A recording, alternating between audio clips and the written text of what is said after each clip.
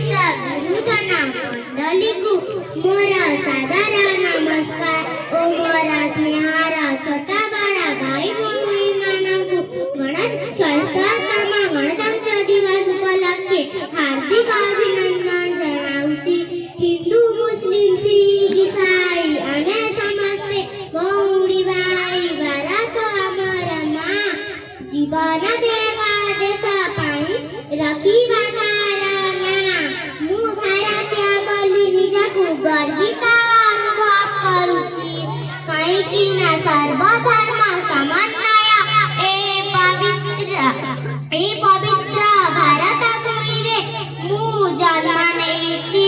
हिमालय ठारू कन्याकुमारी ओ गुजरात ठारू ओडिशा पर्यंत समस्ते हिंदू जैन क्रिश्चियन मुसलमान माने मिसी एई राष्ट्रीय पर्व को पालना करिथाउ। जेतेबेले भारत मां इंग्रेज मानका पराधीनता शिकुड़ी रे बंधा होइतिला सेतेबेले महात्मा गांधी जवाहरलाल नेहरू सुभाष बोस लाला लजपत राय बाल गंगाधर तिलक भगत सिंह राजगुरु मंगल पांडे तांका सहित जाति संग्रामी माने स्वाधीनतार महायज्ञ रे निजर रक्त बुआई आहुति देई आम भारत को इंग्रेज मानका कबलरू रक्षा करी आमको स्वाधीनतार स्वाद चाखिबाकू देइतिले। जांकर बलिदान बलरे आजि गर्वर सहित स्वाधीन भारतर नागरिक बोली कहूछु। सेही महान पुरुष स्वाधीनता संग्रामी मानकर त्याग जोगु 1947 अगस्त 15 तारिखे आम भारत स्वाधीन होइतिला। आमे स्वाधीनता पाइतिला सत हेले दीर्घ 2 वर्ष 12 मास 18 दिन इंग्रेज मानका परिचालित शासन रे आमे शासित हेउतिला। डॉक्टर भीमराव अंबेडकरଙ୍କ नेतृत्वरे जवाहरलाल नेहरू सरदार वल्लभभाई पटेल सर्वपल्ली राधाकृष्णन समेत आहुरी 284 सदस्यों मिलित उद्यमरे 26 नवेम्बर 1949 रे एक आईन घोषणा प्रस्तुत करागला। आमे भारतीय गर्वित काहीना डॉक्टर भीमराव अंबेडकरଙ୍କ द्वारा लिखित संविधान होइछि। सारा पृथ्वी रे गोटिए मात्र लिखित संविधान गण अर्थ लोक माने तंत्र अर्थ शासन सेथिपाई कवि लिखिचंती आमे चलाइबा देश आमरी नारे आमे नाउरी। डॉक्टर भीमराव अंबेडकरଙ୍କ द्वारा लिखित संविधान समस्त अनुमति क्रमे लोकमानक हितकू दृष्टि रे रखी 1950 मसीहा जनवरी 26 तारिख प्रणायन करागला। सेही दिनटी को मने रखिबा पाई आम भारतर समस्त स्कूल कॉलेज सरकारी ओ बेसरकारी अनुष्ठान गुड़िकरे गणतंत्र दिवस पालन करी आसंतु आमे प्रतिवर्ष गणतंत्र दिवस पालन करबा सहित शपथ नेबा हमर मां माटी भाषा ओ तिरंगा पताका को सम्मान देबा देश को दुर्नीति भ्रष्टाचार को मूलपोछ करी हम भारत को राम राज्य रे परिणत करबा। आसंतु आमे समस्त एक स्वर रे कहबा भारत माता की जय, तिरंगा झंडा की जय, गणतंत्र दिवस की जय। मुएती कहि मोर वक्तव्य शेष करूची। जय हिंद। सभापति महोदय, पूज्य गुरुजी गुरुवृंद एवं मोर स्नेहर छोट बड़ भाई और भौणी मु अंशुमान तृतीय श्रेणी छात्र। साधारणतंत्र दिवस रे किछि कहिबार सुयोग मिलिथिबारु मु निजको भाग्यवान मने करूछि। महेंद्र मलय सहयो देवता हिमालय देयो रेवतको विंध्यो गिरिचला बलि साधा रत्नाका धूपपमं हिमालय किरीटिनी ब्रह्मा राजश्री रत्नात्यं वंदे भारत मातरम। सम्माननीय विचारक मंडली विभिन्न विद्यालय आसीथिबा शिक्षक शिक्षयित्री बुद्धिजीवी मोर सहपाठी तथा मोर छोट बड़ भाई भौणी मु संकेत प्रधान आजिर एई पवित्र जातीय पर्व गणतंत्र वा साधारणतंत्र दिवस अवसर समस्त को हार्दिक अभिनंदन जनाऊँ। जहाँ नहीं भारतीय ताहा नहीं जगति रत्नगर्भ प्रसु भारत दिने अजस्र प्राकृतिक संपद रे परिपूर्ण थिला। चारिआडे गौरवर बाना उड़ुथिला किंतु ताहा बेसी दिन तिष्ठि पारि नथिला। विदेशी शत्रु माने प्रलोभित होई लुंठन करि चलिले ओ करि चलिले अकथनीय अत्याचार। सेही शत्रु मानक कवलरू रक्षा पाइबा पई भारत मातार गर्भरे जन्म नेले अनेक वीरांगना वीर पुरुष स्वाधीनता संग्रामी। फलरे 1947 मसीहा अगस्त 15 तारीख आम देश स्वाधीन हेला। स्वाधीन भारत सठिक मार्ग को परिचालित करिबा पाई नीति नियमर आवश्यकता पड़िला। सेथिपाई संविधान प्रणयन संस्था गठित हेला। जार मुख्य पुरोधा तथा जनक थिले डॉक्टर भीमराव अंबेडकर। दीर्घ 2 वर्ष 11 मास 18 दिन आक्रांत परिश्रम फलरे आम देश आईन अनुसार हेला। परिशेषरे भारत एक सर्वबृहत लिखित संविधान रूपे सारा पृथ्वी रे ख्याति अर्जन कला। जल बिना जेपरी मिनरर स्थिति असंभव सेहीपरि समाज बिना मनुष्यर स्थिति मध्य असंभव। सेथिपाई परस्पर सह स्नेह श्रद्धा दया भावे भाईचारा डोरी रे बांधी हेबा पई मार्गदर्शन करिबाकू पड़िଥାଏ। गणतंत्र एपरि एक शासन व्यवस्था जेउथिरे लोकमाने वा जनसाधारण हेउतंती सर्वोच्च क्षमतार अधिकार। गणतंत्रर मुख्य आधार गुड़िक हेला आईन स्वतंत्रता समानता अधिकारी। विशिष्ट राष्ट्रनीतिज्ञ लॉर्ड ब्राइस मतरे गणतंत्र एपरि एक सरकार ଯେଉଁଠାରେ ଶାସନ କ୍ଷମତା ଆଇନ ଉପରେ ନ୍ୟସ୍ତ ଥାଇ ବ୍ୟକ୍ତିଙ୍କ ଠାରେ ସାମୂହିକ ଥାଏ। ଏତିକି କହି ମୋ ବକ୍ତବ୍ୟ ଶେଷ କରୁଛି। ଭାରତ ମାତା କି ଜୟ। ଆଜିର ପବିତ୍ର ଗଣତନ୍ତ୍ର ଦିବସ ବା ସାଧାରଣତନ୍ତ୍ର ଦିବସ ର ମୁଖ୍ୟ ଅତିଥି ମୋର ବନ୍ଧୁ ଶ୍ରୀ ଅଧ୍ୟାପକ ଡକ୍ଟର ବିଶ୍ୱନାଥ ସାହୁ ମହୋଦୟ, गंगाधर मेरी चैरिटेबल ट्रस्ट सभापति श्रीयुक्त कम्बुपाणी बेहरा एवं उपस्थित समस्त शिक्षयित्री एवं मोर स्नेहर अति अंतरर कुनी कुनी कुनी कुनी छात्र छात्री वृंद, आज जो दिवस एक भारतीय पाई सर्वश्रेष्ठ बा गर्वितर दिवस अटे। समस्ते आम जानिछु जे भारत 1947 मसीहा अगस्त 15 तारीख दिन स्वाधीन होता। ये स्वाधीन हेबार तात्पर्य बा ये स्वाधीनता जो स्वाद चाखी भारत से भारत वर्ष रे अनेक महापुरुष मान जन्म है एवं से महापुरुष माने स्वाधीनता को आनी। इंग्रेज माने दीर्घ 200 वर्ष ता पूर्वर फ्रांस डेनमार्क पोर्तुगीज एहीपरि विभिन्न देशर लोक आसी एठारे उपनिवेश स्थापन करी सेमाने तांकर वाणिज्य कारबार करी एठारे अर्थनैतिक शोषण मध्य करुथिले। किंतु जो दिन भारत स्वाधीन है से दिन गोटे चिंता आसिला भारत पाई जे एपरी एक नियम तैयारी हो जहाँ भारत गोटे श्रृंखलित राष्ट्र बा देश है। प्रत्येक स्थान में आम घर मध्य आम गोटे नियम अच्छी, विद्यालय को आसू गोटे नियम अच्छी, से भारत में जो नियम अच्छी से नियम बहीटी जो दिन लागू है ताही प्रकृत में संविधान कहगला एवं आज दिन में संविधान को स्मरण करने दिवस पालन करा।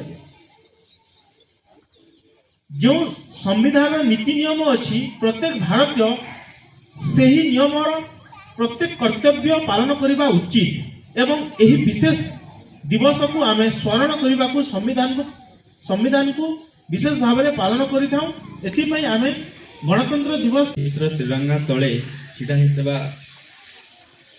ସମସ୍ତଙ୍କୁ ମୁଁ ଗଣତନ୍ତ୍ର ଦିବସର ପ୍ରଥମେ ହାର୍ଦ୍ଦିକ ଶୁଭକାମନା ଜଣାଉଛି ଏବଂ ଯେହେତୁ ଅନୁଷ୍ଠାନ ପାଇଁ ମୁଁ ନୂଆ ଏବଂ ସମସ୍ତେ ମୋତେ ମଧ୍ୟ ଜାଣିନାହାନ୍ତି ତେଣୁ ଏକା ସାଙ୍ଗରେ ସମସ୍ତଙ୍କୁ ଯଥାମାନ୍ୟ ଜଣେଇକିରି ମୋର ବକ୍ତବ୍ୟ ଆରମ୍ଭ କରିବି ଏବଂ ମୁଁ ସମ୍ବୋଧନ କରିବି ପ୍ରଥମେ ପିଲାମାନଙ୍କୁ ଯେ ଆଜି ପିଲାମାନେ 5 ମିନିଟ୍ ପୁରା ଧ୍ୟାନରେ ଶୁଣିବା। ଆଜି ଆମେ 3ଟା ଶବ୍ଦ ବିଷୟରେ ଜାଣିବା ହେଲା। ପ୍ରଥମ ଶବ୍ଦ ସ୍ୱାଧୀନତା, 2 ନମ୍ବର ଶବ୍ଦ ହେଲା ସମ୍ବିଧାନ ଏବଂ 3 ନମ୍ବର ଶବ୍ଦ ହେଲା ଗଣତନ୍ତ୍ର। ମନେ ରହିଲା? ଆମେ କେବେ ସ୍ୱାଧୀନ ହେଲେ? 1947 ଅଗଷ୍ଟ 15 ତାରିଖ। ସ୍ୱାଧୀନତା ପାଇବା ପରେ ଆମକୁ ତା ପୂର୍ବରୁ ଇଂରେଜ ମାନେ ଶାସନ କରୁଥିଲେ। ସେମାନେ ଆମକୁ ସ୍ୱାଧୀନତା ଦେଲେ ସତ, କିନ୍ତୁ ଆମ ଉପରେ କାହାରି ଶାସନ ନଥିଲା। ତେଣୁ ସେମାନେ ଆମକୁ ଛାଡ଼ି ଯିବା ପୂର୍ବରୁ ଗୋଟେ ସର୍ତ୍ତ ରଖିଲେ ଯେ ତୁମେ ତୁମର ଶାସନ ତନ୍ତ୍ର ବା ଶାସନ କଳ ତିଆରି ନ କରିବା ପର୍ଯ୍ୟନ୍ତ ଆମେ ପୁରାପୁରି ଭାବରେ ତୁମକୁ ଛାଡ଼ିକିରି ଯିବୁ ନାହିଁ। ସେଥିପାଇଁ ଭାରତୀୟ ମାନେ ଯେଉଁମାନେ ପ୍ରତିନିଧି ଥିଲେ ସେମାନେ ଗୋଟିଏ ସଭା ଗଠନ କଲେ, କମିଟି ଗଠନ କରାଗଲା। କ'ଣ କରିବେ ନା ଆମର ଗୋଟେ ଶାସନ କଳ ତିଆରି କରାଯିବ। ତା ପାଇଁ କ'ଣ ଦରକାର? ଗୋଟେ ନିୟମ ଗ୍ରନ୍ଥ ଦରକାର। ଯେଉଁ ନିୟମ ଗ୍ରନ୍ଥ ଆମକୁ ଶିଖେଇବ ଆମେ ଆମକୁ କେମିତି ଶାସନ କରିବା, ଆମ ନାଁର ନାଉରୀ ଆମେ କେମିତି ହବା। ତେଣୁ ଗୋଟିଏ ସମ୍ବିଧାନ ଗ୍ରନ୍ଥ ଲେଖିବାର ଦାୟିତ୍ୱ ଦିଆଗଲା ଡକ୍ଟର B.R. ଅମ୍ବେଦକରଙ୍କୁ। ତାଙ୍କର ନେତୃତ୍ୱରେ ଗୋଟେ କମିଟି ଗଠନ କରାଗଲା ଏବଂ ସେ କମିଟିରେ ଅଧ୍ୟକ୍ଷତା କଲେ ଡକ୍ଟର ପ୍ରସାଦ, ରାଜେନ୍ଦ୍ର ପ୍ରସାଦ। ନାଁ ମାନେ ସବୁ ମନେ ରଖ, ନାଁଟା କାନରେ ପଡ଼ିଲେ ପିଲାମାନଙ୍କର ବି ଭଲ।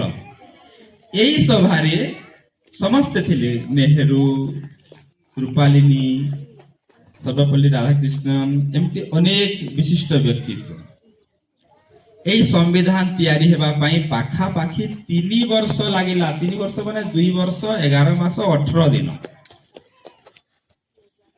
ୟା ପରେ 1949 ମସିହା ଜାନୁଆରୀ 26 ତାରିଖ ଦିନ ସମ୍ବିଧାନକୁ ତିଆରି କରି ସାରି ରାଷ୍ଟ୍ରକୁ ସମର୍ପିତ କରାଗଲା। ଦାନ କରାଯାଇ ସବୁ ଲେଖାଲେଖି ସବୁ ସମାପ୍ତ ହେଲା। କୋଉ ଦିନ? 1949।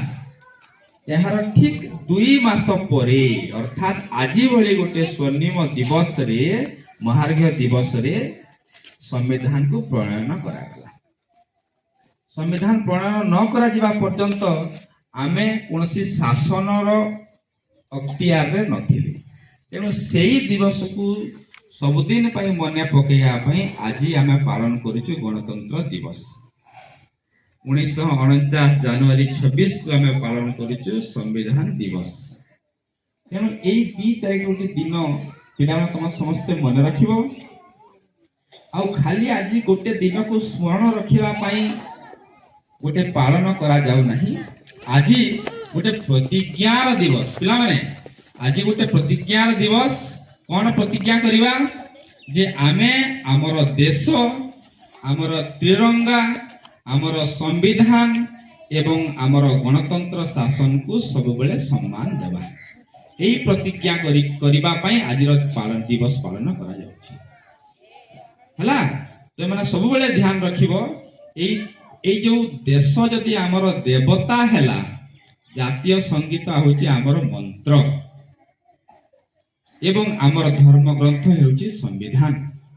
ଏ 3ଟା ସବୁବେଳେ ମନେ ରଖିବ। ସବୁ ବର୍ଷ ଗଣତନ୍ତ୍ର ଦିବସ ପାଳନ ସମୟରେ କେତେ ଗୋଟେ ସ୍ୱାତନ୍ତ୍ର୍ୟ ଥାଏ। ଏ ବର୍ଷର ସ୍ୱାତନ୍ତ୍ର୍ୟ କ'ଣ? ଏ ବର୍ଷ ଗୋଟେ ଥିମ୍କୁ ନେଇକି ରଖାଯାଇଛି। ଏ ବର୍ଷର ଥିମ୍ ହେଲା ଭାରତର ସ୍ୱର୍ଣ୍ଣିମ ଭାରତ ଐତିହ୍ୟ ଏବଂ ବିକାଶ। ସ୍ୱର୍ଣ୍ଣିମ ଭାରତ ମାନେ କ'ଣ?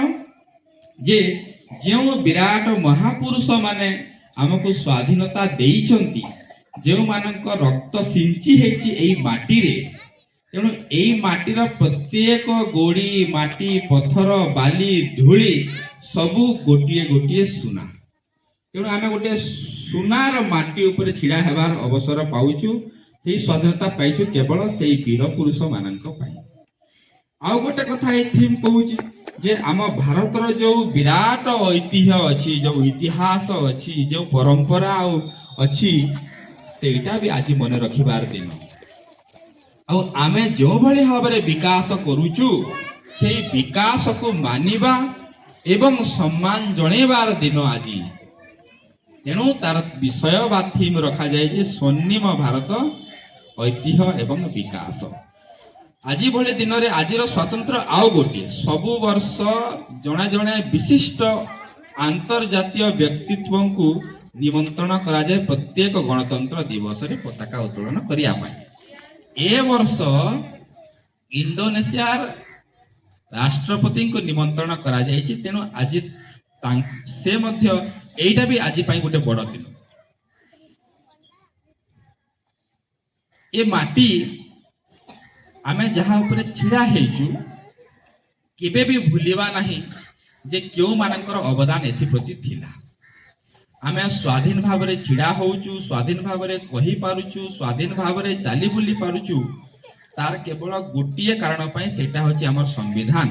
ଏବଂ ସମ୍ବିଧାନକୁ ଯେଉଁମାନେ ତିଆରି କରିଛନ୍ତି ସେମାନଙ୍କ ପ୍ରତି ଆମର ସବୁବେଳେ ସମ୍ମାନ ରହିବା କଥା। ସମ୍ବିଧାନ ଆଉ କଣ କହେ ଯେ ଧରି ନିଆଯାଉ ତୁମେ ମାନେ ସ୍କୁଲ ଆସୁଛ, କେତେବେଳେ ଆସୁଛ, କେତେବେଳେ ଯିବ, କଣ ପିନ୍ଧିବ, ସମସ୍ତଙ୍କର ୟୁନିଫର୍ମ ଗୋଟିଏ ହବ। ଏଇଟା ଯେମିତି ତମର ତମର ସ୍କୁଲର ନିୟମ, ଠିକ୍ ସେମିତି ଗୋଟେ ଦେଶ କେମିତି ଚାଲିବ, ଦେଶକୁ କିଏ ଚଲେଇବେ, କେଉଁମାନଙ୍କୁ ନେଇକି ଦେଶ ଚାଲିବ, ତାର କଥା କିଏ କହିବ? ଆମର ସମ୍ବିଧାନ କହିବ। ତେଣୁ ସମ୍ବିଧାନ ଗୋଟେ ଶୃଙ୍ଖଳାର କଥା କହେ, ଯେଉଁ ଶୃଙ୍ଖଳାକୁ ମାନିକିରି ଗୋଟେ ମାଟି, ଗୋଟେ ଜାତି ପରିଚାଳିତ ହୁଏ। ଆମେ ସବୁବେଳେ ଆମର ଦେଶକୁ, ସମ୍ବିଧାନକୁ, ଆମର ବୀର ପୁରୁଷ ମାନଙ୍କୁ, ଆମର ସମସ୍ତ ପୂର୍ବସୂରୀ ମାନଙ୍କୁ ସମ୍ମାନ ଜଣେଇବା, ଏଇ କଥା ଆମ ଭିତରେ ଉଜ୍ଜୀବିତ ହେଇକି ରହୁ, ବଞ୍ଚିକି ଥାଉ। ସେଥିପାଇଁ ଆଜିର ଦିନରେ ଆମେ ପ୍ରତିଜ୍ଞା କରିବା ଏବଂ ଏଇଥିରୁ ମୁଁ ମୋର ବକ୍ତବ୍ୟ ଶେଷ କରୁଛି। ଅଧ୍ୟାପକ ଡକ୍ଟର ବିଶ୍ୱନାଥ ସାର୍ ତାଙ୍କର ବହୁମୂଲ୍ୟ ସମୟ ଦେଇ ସାଧାରଣତନ୍ତ୍ର ଦିବସରେ ଯୋଗଦାନ କରିଥିବାରୁ ତାଙ୍କୁ ଆମ ବିଦ୍ୟାଳୟ ତରଫରୁ ଅଶେଷ ଅଶେଷ ଧନ୍ୟବାଦ। ଛାତ୍ରଛାତ୍ରୀମାନେ ସାଧାରଣତନ୍ତ୍ର ବିଷୟରେ ଅତି ସୁନ୍ଦର ଭାବରେ ବର୍ଣ୍ଣନା କରିଥିବାରୁ ଓ ବିଭିନ୍ନ ସାଂସ୍କୃତିକ କାର୍ଯ୍ୟକ୍ରମମାନଙ୍କୁ ପ୍ରଦର୍ଶନ କରି ସମସ୍ତଙ୍କୁ ଆକୃଷ୍ଟ କରିବାରୁ ସେମାନଙ୍କୁ ମଧ୍ୟ ଆମ ବିଦ୍ୟାଳୟ ତରଫରୁ ଅଶେଷ ଅଶେଷ ଧନ୍ୟବାଦ। ଗଙ୍ଗାଧର ମେ ଶିକ୍ଷା ନିକେତନ ବିଦ୍ୟାଳୟର ପ୍ରଧାନ ଶିକ୍ଷକ, ସମସ୍ତ ଶିକ୍ଷକ ଶିକ୍ଷୟିତ୍ରୀ ଓ ଅନୁଷ୍ଠାନର କର୍ମକର୍ତ୍ତା